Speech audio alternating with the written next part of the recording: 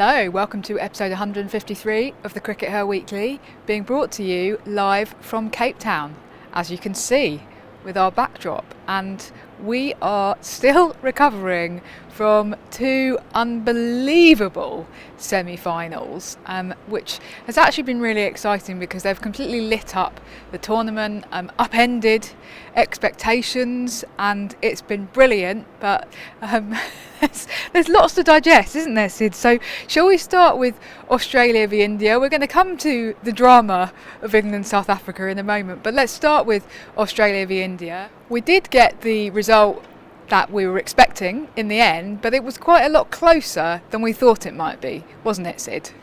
Yeah, I mean, so often you see Australia play these games and you look at the scorecard and, you can see, they won by, with 4 balls to spare or something.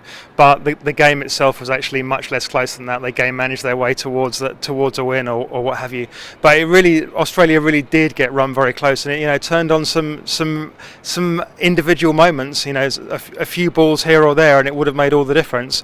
If Meg Lanning hadn't hit a 6 off that final ball, if that had fallen, 2 metres short and she'd been caught, that would have made all the difference. If Harmanpreet's bat hadn't got stuck, that would have made all the difference. And I think that India are obviously really disappointed about this. Harmanpreet, had kind of recovered by the time she hit the press conference. She kind of recovered her composure, but we heard that she was, crying on her way over to the press conference because she didn't know how to deal with this, and she was obviously really upset. But I think that India and the Indian fans that have been upset on Twitter and social media actually need to take a step backwards and see this is a positive step towards improvement. I mean, if you look at the last 3 knockout games they've played against Australia, we go back to 2020, and they were absolutely annihilated in that final in 2020. The Commonwealth Games, they produced a reasonable performance, and now here they've really run Australia quite close. So I think that things are getting there for India, and they have to see the positives in this result. They just missed out to the best team in the world. Yeah, it was a bit of a funny one because to some extent Australia weren't at the top of their game, India weren't either, but they were very closely matched actually. And I think that we in the media, and I include myself in this, I'm equally culpable, have this tendency to exaggerate perhaps the gap between Australia and some of these other sides, and to just kind of see World Cups as Australia kind of marching inevitably towards winning another world title. And that's certainly how we, for example, view the last T20 World Cup, because we think of that enormous victory against India in the final at the MCG, and that was a really big, exciting occasion. But we don't think about the moments in which Australia actually did look fallible in that World Cup. In the losing the first match to India. And then being 20 for 3 against Sri Lanka, and if they'd lost that, they would have been out. And then they had that virtual quarter-final against South Africa, against New Zealand, and they were quite close to losing that at one point. And then they almost lost to South Africa in the semi-final. So there are all of those small moments where actually Australia did look fallible in that last World Cup, and here we are again, and Australia did look fallible against India. I actually thought Meg Lanning was to start with was actually a bit poor. I know I'm probably going to get some comeback on this, but she was very scratchy. At one point she was 14 off 18 balls. You can't afford to do that in T20 cricket. Now, it was a very kind of Elise Perry 2018 innings, wasn't it? There you go. And people will remember the fact that she hit those 2 sixes off the last over, and that brought her strike rate up. But until then, she hadn't looked the Meg Lanning of old. Australia fallible, but they got over the line in the end, Sid. Yeah, indeed they did, and they're going to take that through to the final, and we'll talk about that in a minute, won't we? Absolutely. So let's move on to England, South Africa, and I've got to say that I still haven't really recovered from that. It was last night. We came back to the hotel, and I'm just kind of still this morning left scratching my head, going, "What on earth happened?" Because this time yesterday, you said to me, "Oh, you know what? England might not get to the final." And I said, "Don't be ridiculous, Sid. I'm fessing up to it. honestly would have rated South Africa's chances as probably 1 in 1,000 of winning that game, because I was thinking about this being basically the same South Africa side who last summer against England just fell to pieces. They were absolutely hopeless, weren't they? And then they've pulled it out of the bag in a World Cup semi-final and won. I guess that we could say, well, it's being played at home, they've got the home crowd. Tasman Brits in the press conference certainly spoke about them being really uplifted by that. It's not been a very easy ride for them though, this home World Cup, and they struggled to get to the semi-final, and then suddenly they pulled out their best cricket. Yeah, absolutely, and I think the real underlying point is don't take anything away from South Africa. I mean, and England weren't abject. They weren't. It wasn't the standard of cricket that New Zealand played in their first couple of games. It wasn't. England shouldn't be embarrassed about what happened any more than India should be. But South Africa's bowlers in particular just really stood up, didn't they? And that pace trio, of Kaka, Ismail, and Cap, they all came to the party when they needed to. So Kaka had been, hit for a few runs earlier, but she came back and took, 3 wickets for 3 runs. And was it the third from last over? And then Cap came and bowled the penultimate over. The penultimate over are always so important to ensure that you put the pressure on the batters for that last over, trying to ensure that if that they need more runs than they feel that they can get, and ultimately that's what happened, right? So Cap went for 12 in that last over, and think, oh, well, that's Cap. We expect her to be only going for 4, but the truth is, if she'd gone for 18, then that's all the difference. That takes England then suddenly down, needing less than 10 off the last over. So credit to Cap as well for that over. And then Ismail bowling that last over. And it was just like it's a risky move in some ways, bowling Ismail in that last over. Okay, she bowled a ball yesterday at 80 miles an hour, so it's the fastest ball ever recorded, on the TV speed guns in women's cricket. She's hit that 80 mile an hour mark that everyone's been talking about. But the key risk there is she bowls an 80 mile an hour ball just down the leg side, goes whizzes past the wicket keeper, 4 runs and a wide, 5, still got 6 deliveries to play, and then suddenly again you've lost all your advantage there.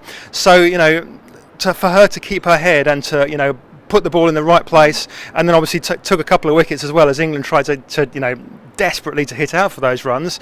So credit to all 3 of those bowlers. They're absolutely key. But really at the end of the day, it's Brits' game, isn't it? Because she'd been the one that had the bravery to kind of step up. And after Wolfart got out, Brits wasn't going at a huge. She was going at under 100. After Wolfart got out, it would have been really easy for Brits to go, well, okay, now I'm going to play the anchor role. I'll just carry on going at like 90, and I'll just make sure I stay here.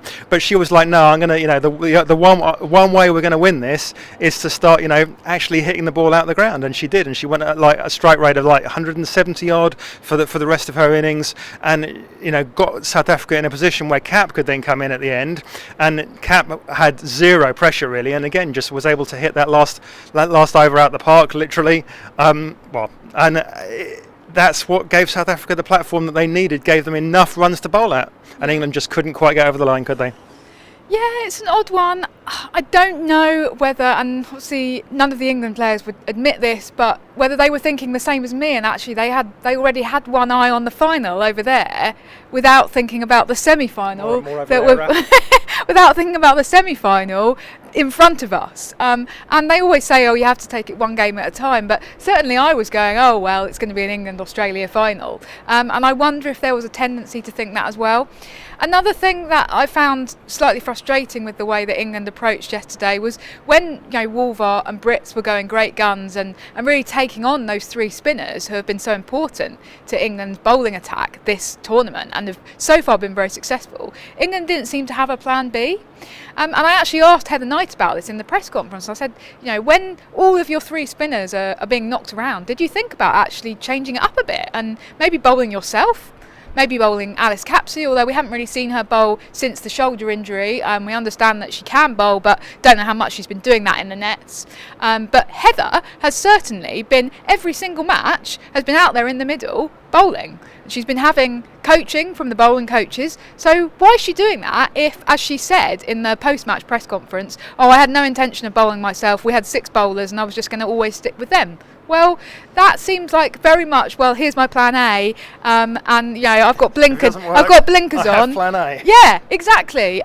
So I was a bit confused by that, because it just needed a little bit of a change up. And Heather then in desperation brings back Lauren Bell, who was the only bowler really who looked particularly threatening at that point. For some reason she was taken off after bowling just one over up top, and then she was brought back in to bowl, I think it was the 12th over, and she almost had a wicket, but there was a misfield by who else? Catherine Sciver-Brunt, so she's allowed to misfield, but nobody else is. Anyway, we'll come to that in a minute. But yeah, I just felt that England were had this sort of one tactic that they were using, and it didn't work, and they didn't quite know what to do. Yeah, and but at the end of the day, we should take nothing away from South Africa. It was a great atmosphere. The ground filled up by the end of it. It's easy to forget what happened with the ground. That this was a work day in South Africa, obviously. So it wasn't until people left work at 4 o'clock they were able to come down to the cricket. So the ground, although it definitely wasn't full at the beginning, looked much fuller at the end. And now that they're in a final, they've got an opportunity to sell loads of tickets. There were literally queues outside Newlands for tickets that they've released to the upper tiers that they hadn't released yet. So fantastic prospect in store, and good luck to them. Absolutely. So we're quite Anglo-centric, Sid, so let's do a bit of an England post-mortem. It's quite soon to be thinking about this, but I think we probably should be. Where do England go from here? Are they gonna change things up? In terms of management, I don't see much changing at all. I think Heather's made it pretty clear that she plans to carry on. I'm guessing that means until at least the next ODI World Cup, and that will presumably be their focus going forwards. And John Lewis, there's obviously no question that he's going to carry on. This was his first big tournament, and you don't fire the coach after one failure in kind of in inverted commas. You got beaten by a team that played better on the day when you'd had overall a good tournament. So I think that as a management team they take some positives, but I think that there are some things that need to change for England, aren't there, Raf? Well, just thinking about John Ball first of all, which is this this strategy around which the tournament's been built, and actually the last episode we talked about how we really saw that working, and it having been kind of inculcated this new positive mindset, and actually Heather Knight again in the press conference yesterday after the game said that she retains faith in this strategy, and she thinks that being aggressive and and really kind of trying to entertain, which has been the other big message that England have been kind of pushing out throughout the tournament, is the thing that they want to continue with. So they're not abandoning John Ball. I think that's the right strategy, okay. But I think that John Ball is a much more effective strategy batting first than it is batting second. So one of the keys that you have to kind of take if you're batting second, you have to look at the game situation. This is what Australia always do so well, which leads to what I mentioned earlier, those games that look close on paper that actually weren't close. So towards the end, about sort of in the 15 over mark or somewhere, England started trying to hit the ball out of the ground again, and that Sciver was basically tried to hit a six when she had no need to do that. England was still in a position to game manage their way towards a win when Nat Sciver tried to hit the ball out of the ground and got caught on the boundary. And that's a classic example of when you need to kind of rein John Ball in. In the first innings, it's a great strategy, and it's a great strategy to go for runs from the first. You don't take 4 or 5 balls to get going. If you're trying to hit the ball from the first ball delivery you face, you don't waste any deliveries that way. Yeah. That's all great stuff. But in the second innings, you need to play smart John Ball, and I think that's what they kind of need to understand, that it's not quite a strategy of you absolutely hit everything, particularly when you're batting second.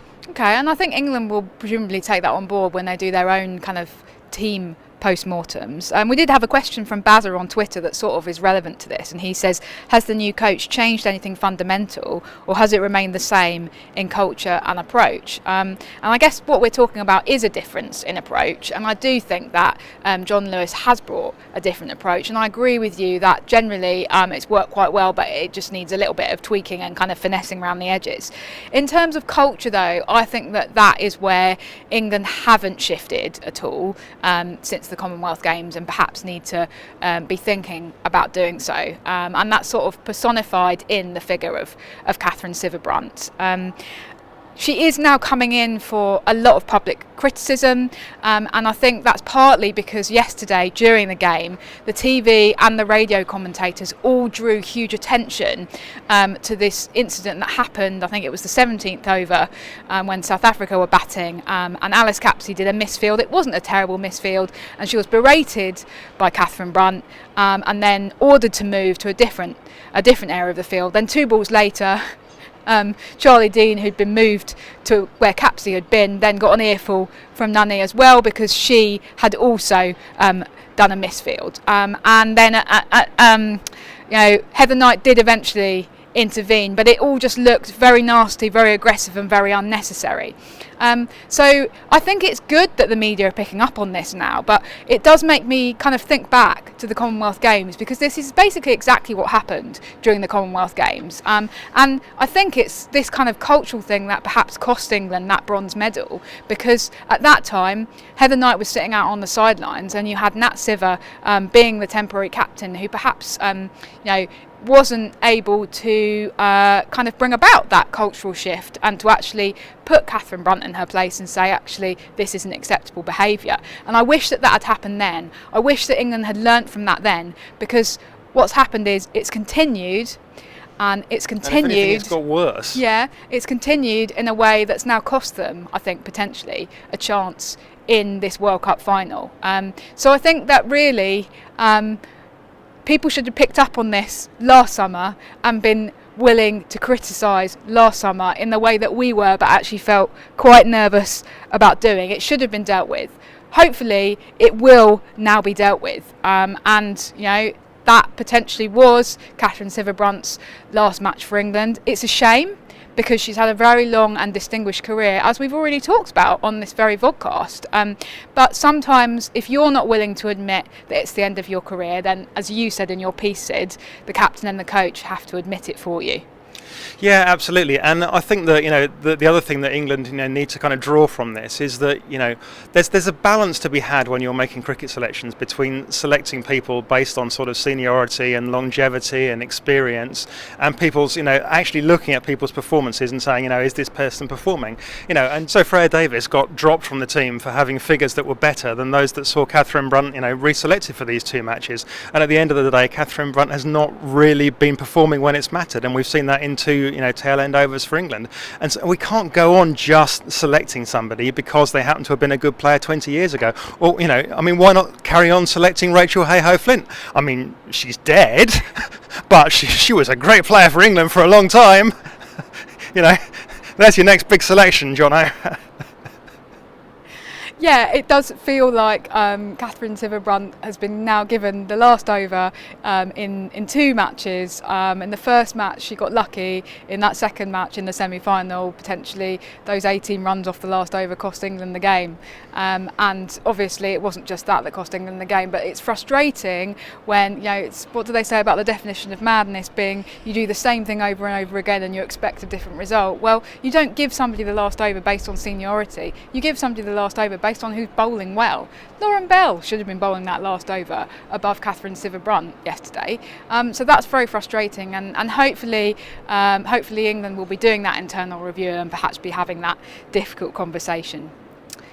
Anyway, Sid, we've got a really exciting final to look forward to tomorrow. South Africa v Australia. And as you've already said, tickets are selling like hotcakes. It's going to be a really fantastic occasion, I think, for South African women's cricket, for South African women's sport, actually. And let's hope that we get a huge crowd at Newlands. All the signs are really good. But who's your money on?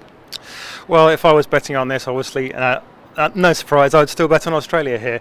At the end of the day, they have gone through the tournament undefeated. They've looked pretty damn convincing most of the time. And, South Africa have had their wobbles, and you feel they've probably had their big match. But, if they can pull out of the bag another performance like they did against England, then they could definitely cause Australia problems. 2020 cricket, anything can happen. And, no one will be more happy than me for South Africa if South Africa win. Okay, well, given that I completely wrote them off before yesterday's semi-final, I'm going to have to go with South Africa, because I think they've proved me wrong, and I think they can prove me wrong yet again in terms of my overall prediction earlier that Australia were going to win the tournament. But we'll have to wait and see, and we're really excited about it. Bye for now. Bye.